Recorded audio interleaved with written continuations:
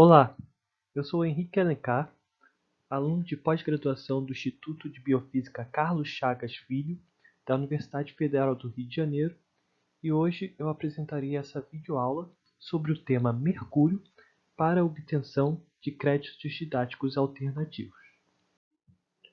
O mercúrio, Hg, é um elemento químico do grupo 2b, pertencente à família do zinco na tabela periódica, possuindo o número atômico igual a 80. Esse metal, em sua forma metálica, apresenta cor prateada e estado líquido em temperatura ambiente. Comparando a outros elementos, é um bom condutor de eletricidade.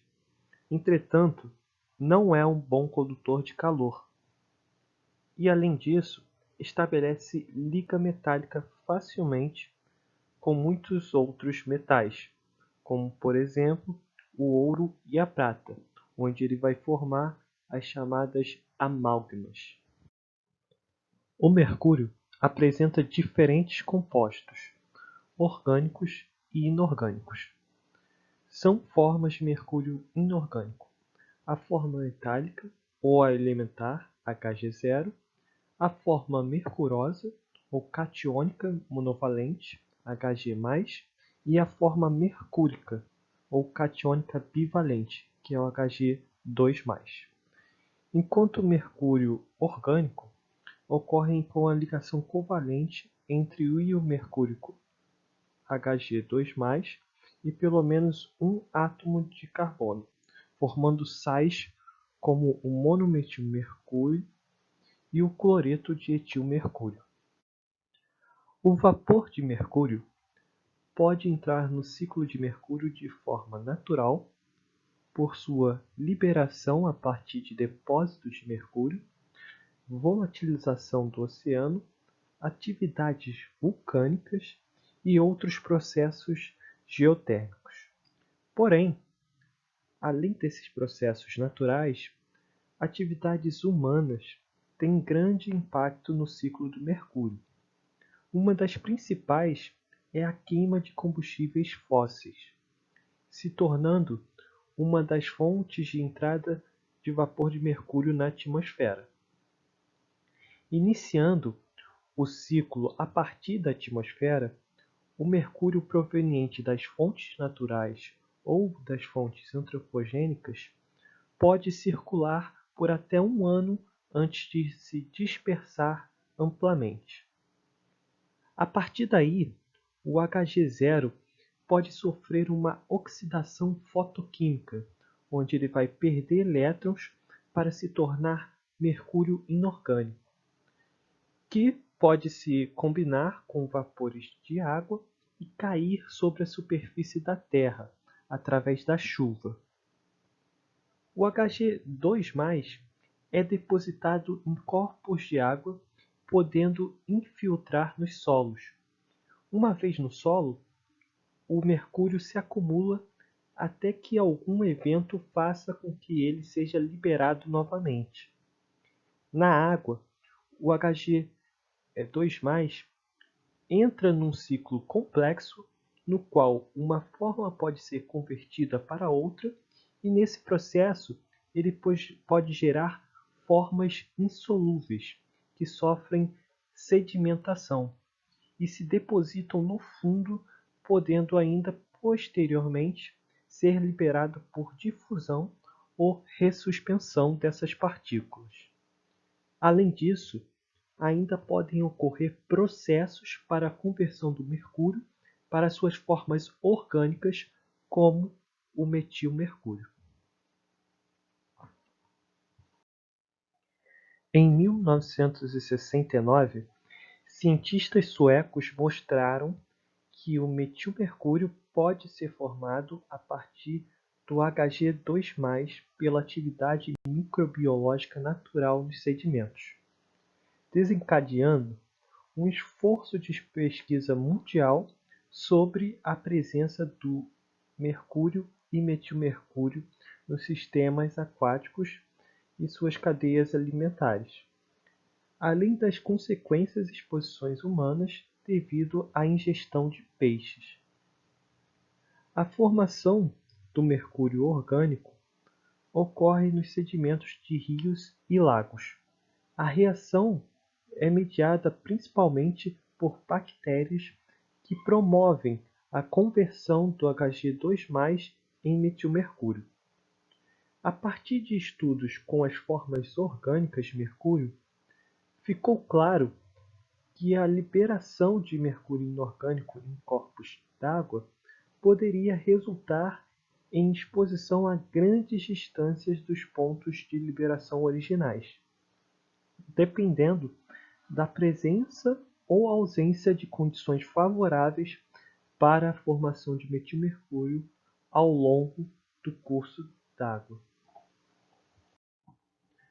O metilmercúrio possui propriedades de bioacumulação e biomagnificação ao longo da cadeia alimentar, persistindo no meio ambiente e causando distúrbios nos processos metabólicos dos organismos vivos. A bioacumulação varia de acordo com o nível trófico dos organismos, sendo menor em produtores primários e maior em organismos predadores, tendendo a aumentar de acordo com o tempo de exposição e idade dos organismos.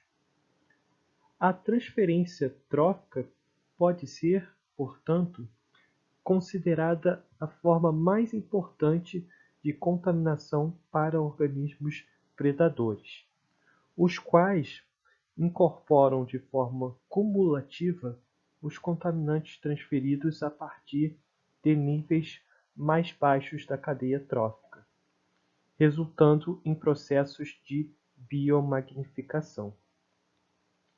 Indivíduos fitoplânctônicos podem incorporar mercúrio passivamente, posteriormente podendo ser ingeridos pelos zooplânctons e os demais níveis tróficos superiores.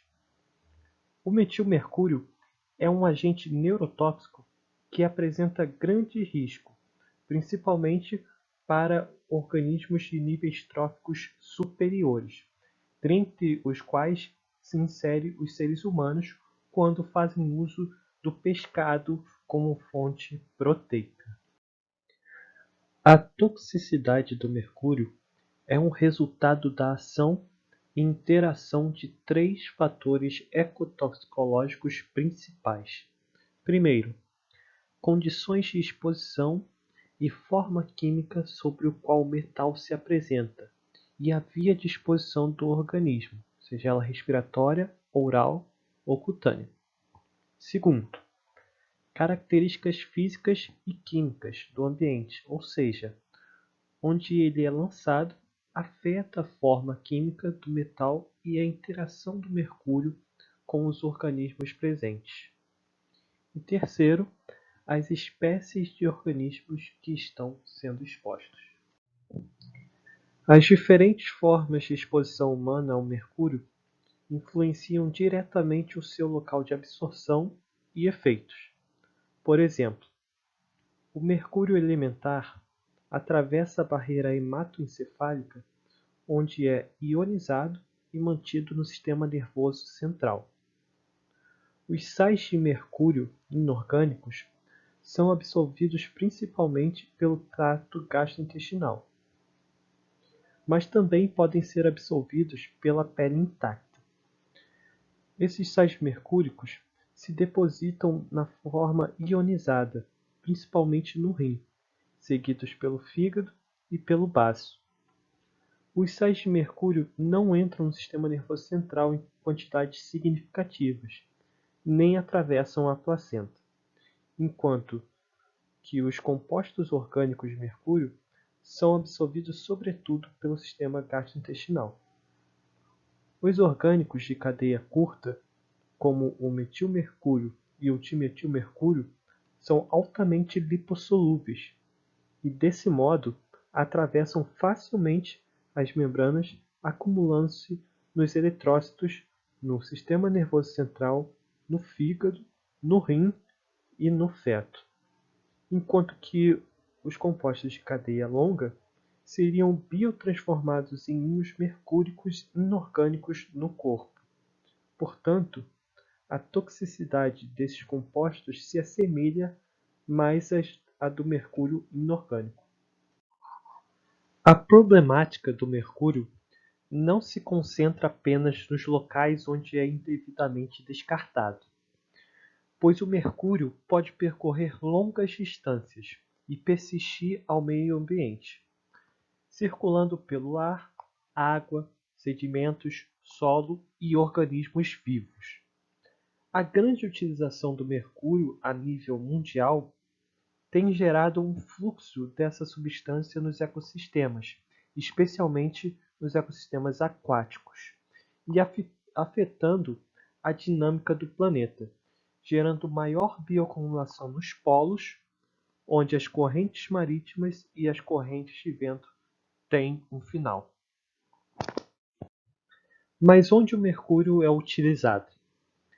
O Hg é usado em diversas áreas, estando presente na fabricação de espelhos, em instrumentos de medidas como termômetros e barômetros, além de lâmpadas fluorescentes, e era rotineiramente usado na odontologia, como um elemento para obturação de dentes, mas que vem sendo substituído por compostos menos tóxicos. A proximidade dos indivíduos a esses objetos torna-os mais expostos à contaminação, seja imediata, pela quebra acidental de um termômetro, ou contínua, pela exposição à amálgama na boca. Além disso, na indústria, o mercúrio pode ser utilizado como catalisador em reações químicas e na produção de explosivos. O mais importante de todos os usos modernos para o mercúrio está na fabricação de instrumentos para laboratórios. Esses instrumentos fazem uso de suas mais diversas propriedades físicas, tais como peso específico, fluidez, condutividade elétrica, grande coeficiente de dilatação e além da sua facilidade de purificação. Entre os instrumentos, destaca-se na fabricação de termômetros, eletrodos, parâmetros e instrumentos para medir pressão do sangue. Entretanto, seu uso mais antigo é a sua aplicação na mineração de ouro e de prata, na chamada técnica de amalgamação. Na mineração artesanal de ouro, o mercúrio oferece vários benefícios, uma vez que é uma alternativa de baixo custo, fácil manuseio, ação rápida e pode ser usado por apenas uma pessoa. Desta forma, sendo capaz de extrair ouro em condições diversas na maioria das minas, e permite o processamento personalizado. Mas como funciona a técnica de amalgamação? A amalgamação é um processo de concentração aplicado a minérios que contêm metais preciosos, como o ouro e a prata. O processo baseia-se na aderência preferencial desses metais com o mercúrio, quando em contato com a água, ar e outros minerais, com a consequente formação de um composto intermediário conhecido como amálgama. Posteriormente, a amálgama é queimada, geralmente usando tochas de acetileno ou propano para evaporar o mercúrio. Quando isso ocorre, o mercúrio da amálgama é emitido para a atmosfera e o ouro permanece no recipiente. Após a queima da amálgama, o mercúrio na forma de vapor pode ser absorvido pelo organismo dos garimpeiros, através do pulmão, pelas membranas alveolares, a uma proporção de 75 a 80%, quando inalado. O mercúrio é oxidado pelas células vermelhas do sangue, e uma vez oxidado, o íon Hg2+, é rapidamente distribuído pelo corpo, através do sangue, podendo se ligar também à albumina e à hemoglobina. O mercúrio inalado pode interferir no metabolismo e fisiologia celular, uma vez que forma ligações covalentes com enxofre, inativando enzimas sulfídricas. Ele ativa o sistema simpático, e eleva níveis séricos de adrenalina e noradrenalina, desencadeando efeitos nos cardíacos e no sistema circulatório. Além disso, a exposição crônica do mercúrio metálico pode ocasionar comprometimento renal. E entre os principais sintomas associados à toxicidade por exposição ao mercúrio, nós temos tremor, vertigem, dor de cabeça, cãibra, fraqueza, depressão, distúrbios visuais, dispneia, tosse, inflamações gastrointestinais, queda de cabelo, náusea e vômitos.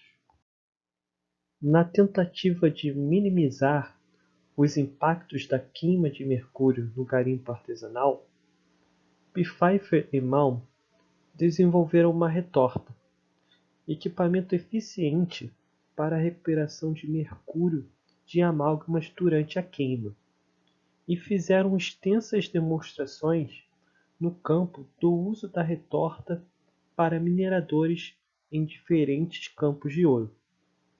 O equipamento permitia a queima do mercúrio sem que ocorresse sua liberação para o meio ambiente, possibilitando, inclusive, sua reutilização. Por mais baratas, portáteis e eficientes que fossem, as retortas nunca foram amplamente adotadas pelos mineiros, pois a queima da amálgama em um equipamento fechado impedia os mineiros de visualizar o processo e desestimulava o seu uso. Apesar dos perigos na manipulação do mercúrio, a amalgamação é considerada um processo eficiente e barato para extrair ouro. Nos garimpos, mesmo o mercúrio custando um preço 5 vezes superior ao preço internacional, ele ainda é um reagente barato, pois 1 kg de mercúrio custa cerca de 1 grama de ouro. Infelizmente, o baixo preço do mercúrio não incentiva sua recuperação, contribuindo para a poluição ambiental. No Brasil, os estudos acerca do mercúrio despontaram com o avanço da atividade garimpeira na Amazônia, desencadeado por uma corrida maciça do ouro após forte alta dos preços do ouro nos mercados internacionais, nos anos 80. Mineiros artesanais usaram o mercúrio metálico para amalgamar ouro de sedimentos dos rios, como Madeira e Tapajós, além de alguns depósitos de ouros primários importantes como Serra Pelada. É reconhecido que a moderna corrida do ouro na Amazônia foi intensificada pela descoberta de Serra Pelada, em janeiro de 1980. Constatada a abundância de ouro, houve grande corrida de pessoas para esse local, de modo que, em março de 1980, já existiam cerca de 5.000 pessoas garimpando na Grota Rica. Em abril de 1980, ocorreu o início da garimpagem no Morro da Babilônia, e a partir de 20 de maio de 1980 foi montado um esquema governamental para controlar e orientar diferentes atividades que ali se desenvolviam, e para tal se fizeram presentes diversos órgãos do governo federal e estadual. Em 1983, cerca de 100.000 homens, mulheres não eram permitidas, de diferentes partes do Brasil e do mundo, trabalhavam como formigas em Serra Pelada para produzirem 14 toneladas de ouro naquele ano. Até 1990, cerca de 90 toneladas de ouro foram manualmente extraídas de uma única cava. A garimpagem também tinha conotação positiva de ocupação territorial e era incentivada pelo governo militar como uma forma de estabelecer núcleos de colonização na Amazônia. Somente nos anos 80, com a onda ambientalista que atingiu o mundo, passou a ser uma atividade marginal, sendo alvo de críticas pelas elites nacionais e internacionais. A partir de Serra Pelada, os garimpeiros se espalharam pela Amazônia. E em 1989, mais de 1 milhão de garimpeiros trabalhavam na Amazônia brasileira, em pelo menos 2.000 garimpos, produzindo cerca de 100 toneladas de ouro por ano. Nos anos 80, se iniciou o processo de mecanização, com o uso de equipamentos movidos a diesel para a garimpagem, permitindo que maiores volumes de terra fossem extraídos por tratores e escavadoras. Entretanto, apesar do avanço tecnológico, o mercúrio continuou a ser utilizado no garimpo artesanal. Na década de 90, com a exaustão dos depósitos de fácil extração de ouro, queda dos preços e altos custos de combustíveis, muitos dos garimpos foram desativados em áreas mais remotas e de baixo teor de ouro. Muitos garimpeiros emigraram para países vizinhos para a busca de terrenos mais ricos. Várias áreas garimpadas na Amazônia foram condenadas a serem regiões de alta degradação ambiental e social, esquecidas pelas autoridades governamentais.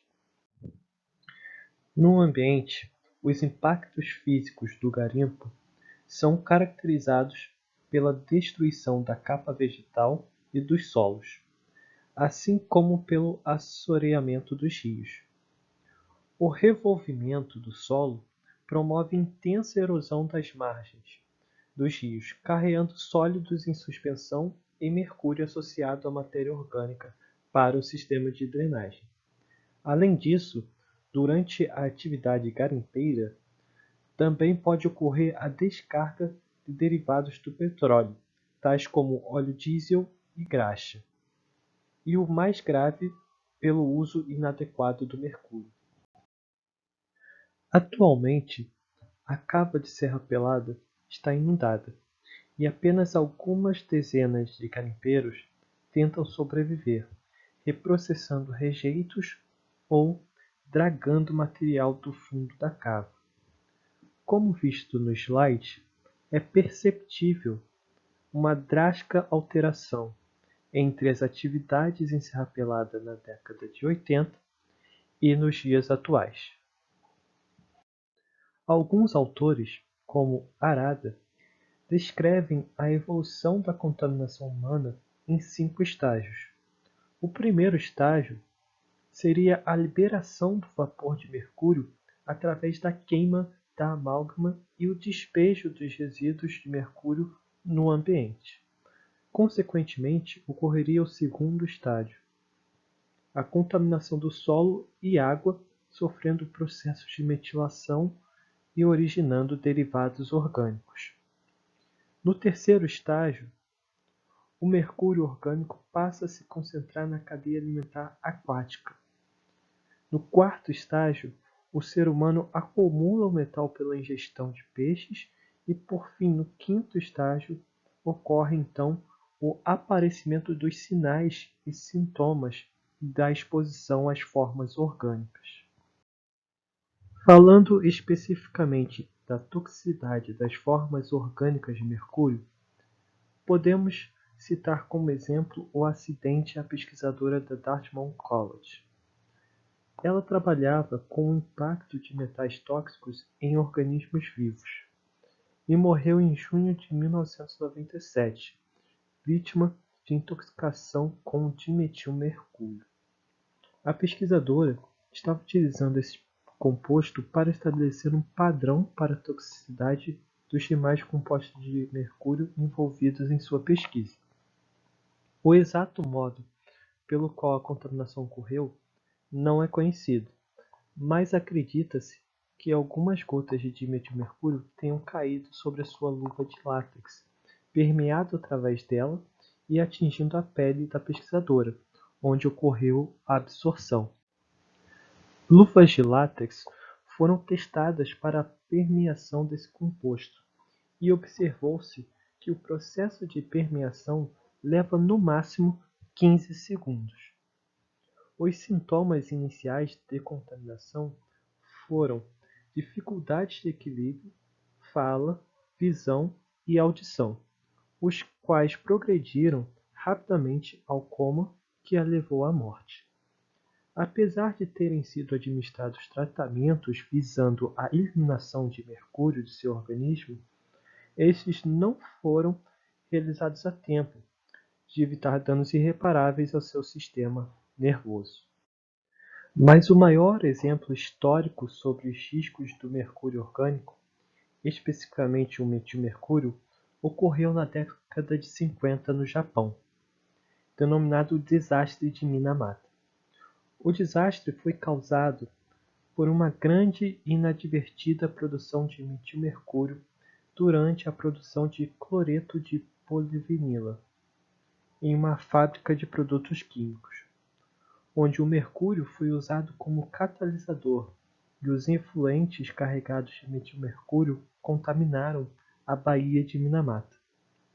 Desta forma, ocorrendo uma enorme bioacumulação e biomagnificação ao longo da cadeia alimentar marinha. Em 1953, foi registrado o primeiro caso de contaminação humana, que era uma criança com danos cerebrais, como observada na foto histórica presente no slide. Muitos casos foram observados depois dessa data, e a doença ficou conhecida como o mal de Minamata. Após dezenas de mortes, foi descoberto que o fator comum de todas as vítimas era que todas comeram grandes quantidades de peixes da baía de Minamata. A contaminação causou centenas de intoxicações graves, efeitos teratogênicos e um número estimado e ainda contestado de aproximadamente 1.800 vítimas. Diferente do mercúrio inorgânico, o metilmercúrio é altamente lipofílico, permitindo que atravesse membranas biológicas com facilidade e com lenta excreção, variando de 130 a 1.030 dias, dependendo da espécie. Deste modo, facilitando a permanência e o transporte do mercúrio no meio aquático. O metilmercúrio é capaz de atravessar a membrana hematoencefálica, causando graves efeitos no sistema nervoso central. Os clássicos sintomas de contaminação a altos teores de metilmercúrio são perda de visão periférica, perda de tato, perda de audição, alterações na visão, dificuldade de fala, perda de equilíbrio, problemas cardiovasculares e reprodutivos. Entretanto, o tecido cerebral é o mais vulnerável à toxicidade do metilmercúrio, causando sérios danos neurológicos e até a morte. Mulheres na idade de engravidarem são o principal grupo de risco, uma vez que o metilmercúrio penetra a barreira placentária e passa ao feto. O cérebro do feto em desenvolvimento é muito sensível e, além disso, a concentração de metilmercúrio no sangue do feto pode ser até 2 vezes maior do que no sangue materno, já que a placenta transporta ativamente metilmercúrio para o feto, podendo causar danos irreversíveis como paralisia cerebral, distúrbios mentais, retardo no desenvolvimento de certas funções psicomotoras, convulsões, cegueira e má formação dos ouvidos. Atualmente, o metilmercúrio é classificado como uma das 6 moléculas mais tóxicas conhecidas e uma neurotoxina potente. O desenvolvimento de sinais e sintomas de intoxicação e a eliminação de metilmercúrio dependem de fatores genéticos, ligados à produção de enzimas e proteínas específicas, como a glutationa S-transferase, que influenciam na biotransformação e bioacumulação do mercúrio em seres humanos. O diagnóstico da intoxicação mercurial é baseado em critérios clínicos, observando sintomas como os descritos no slide e epidemiológicos, além de exames laboratoriais. Os principais biomarcadores de mercúrio são o sangue, o cabelo e as unhas. A concentração de mercúrio total no sangue é um reflexo da quantidade de metilmercúrio nas células vermelhas, já que essas é a principal forma apresentada no sangue.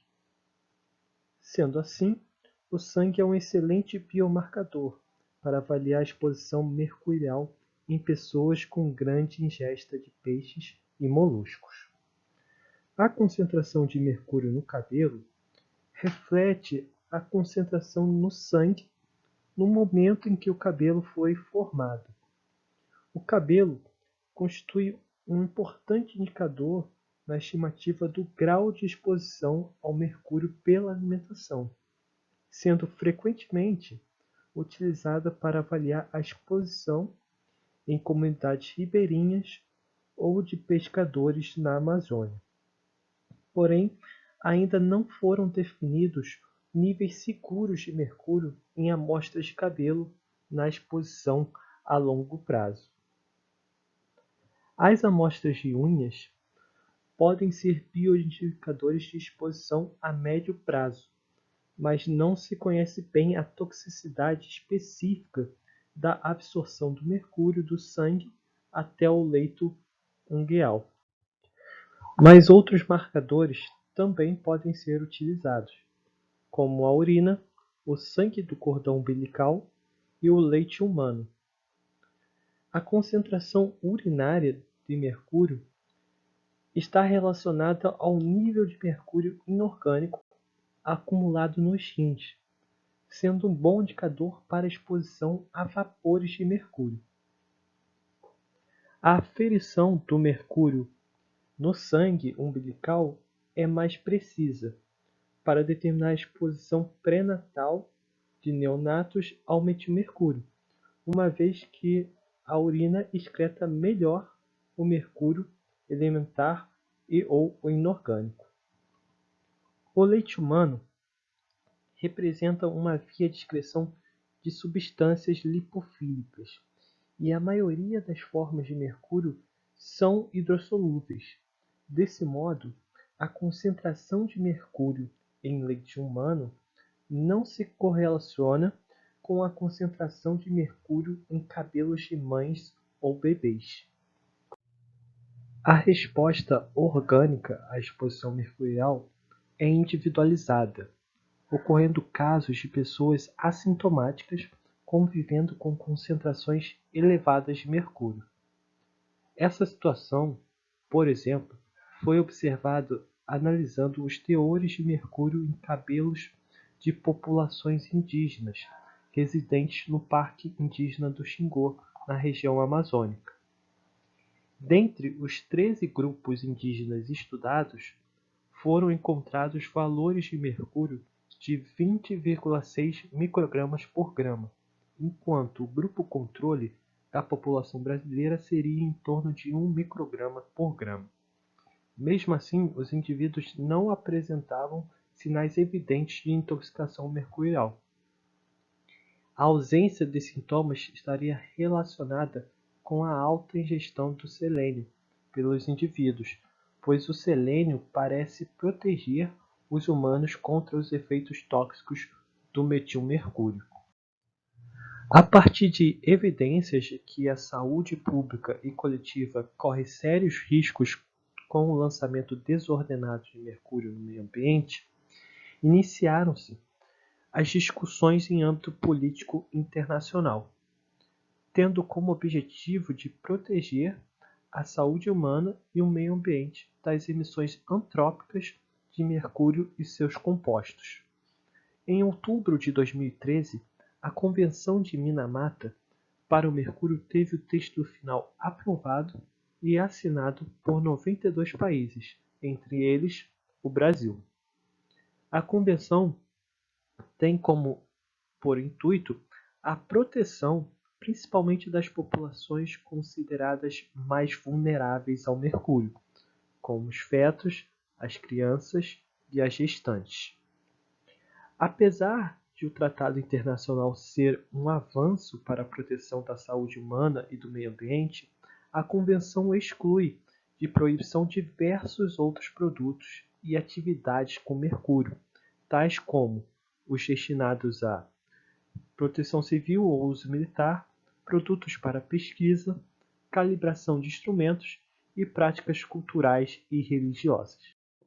A Convenção de Minamata determinou a revisão do uso do mercúrio em produtos e processos industriais e estabeleceu medidas de controle das emissões na atmosfera, no solo e na água. Além disso, o armazenamento provisório e a eliminação de resíduos de mercúrio também constam na Convenção. O acordo prevê ainda regras de controle da mineração artesanal, que utiliza o metal pesado em sua forma líquida para separar o ouro. Apesar do Brasil ser considerado um membro pleno da Convenção de Minamata sobre o mercúrio, a mineração ilegal tem ganhado forças nos últimos anos. O Brasil é historicamente um grande produtor de ouro. Nos últimos 5 anos, foram minerados 406 toneladas de ouro, segundo os dados da Agência Nacional de Mineração. Significa que o país produz, em média, 81,2 toneladas por ano, onde duas empresas concentram 51% de toda a extração de ouro no Brasil. A principal é a canadense Kinross e a outra é a sul-africana AngloGold. Os pequenos garimpos, por sua vez, correspondem a cerca de 10% da produção no país. Apesar do garimpo artesanal não ser mais tão expressivo, além dos danos do passado, ainda existem diversos pontos de garimpo, com o uso da técnica de amalgação até os dias de hoje. Por exemplo, em 2019, o ouro se tornou o segundo produto mais exportado por Roraima, embora o estado não tenha nenhuma mina operando legalmente. O metal seria extraído ilegalmente do território Yanomami, onde, segundo indígenas, ao menos 10.000 garimpeiros estariam operando atualmente. Desta forma, os povos indígenas também são fortemente afetados, sendo observado que cerca de 92% dos Yanomamis teriam níveis altos de mercúrio. E, além disso, a presença dos garimpeiros favorece a disseminação de doenças e provoca fortes interferências no modo de vida dessas comunidades. Além dos indígenas, a população ribeirinha da Amazônia, que depende do peixe como principal fonte de proteína, também é fortemente afetada, sendo observado níveis de mercúrio no sangue até 300 vezes mais altos do que os níveis normais nesses indivíduos. Todas as pessoas no planeta estão expostas ao mercúrio em algum nível, seja pela comida que ingerimos, pelo ar que respiramos ou pelos produtos que usamos. Particularmente, o uso do mercúrio do garimpo artesanal também demonstra ser um problema socioeconômico, pois contribui para a entrada de indivíduos com menos oportunidades para essa área de trabalho. Embora existam várias medidas que indivíduos, empresas e governos possam adotar para se proteger contra o envenenamento por mercúrio, ele continuará pondo em risco a saúde humana e ambiental até conseguirmos abordar o problema do ciclo de vida do mercúrio de maneira mais abrangente e responsável. Para finalizar, deixo algumas questões referentes ao tema apresentado e agradeço a atenção.